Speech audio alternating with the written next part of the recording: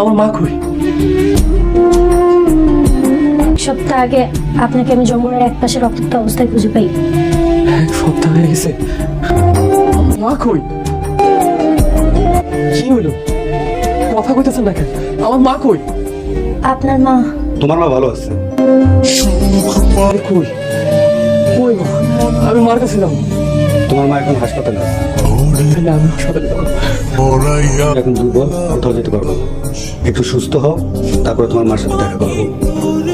আব্বু একটু এদিকে এসো তো। আব্বু, তুমি ওনার মিথ্যা কথা বলে কেন? এখন যদি বলি ওর মা মারা গেছে, তাহলে ও যে কি করবে একমাত্র আল্লাহ জানে। তাই বলে তুমি মিথ্যা কথা কইবা? সে তো নিজেই দুর্বল, সে আর কি করবো? তুই ওকে কয়দিন ধরে চিনিস? হবে মাসখানি। আমি ওরে জন্মের পর থেকে চিনি, ওর বাপ দাদারও চিনি। ওর বংশে পুরুষগুলো নাকি মানুষ না, সব কটা এক একটা দানব।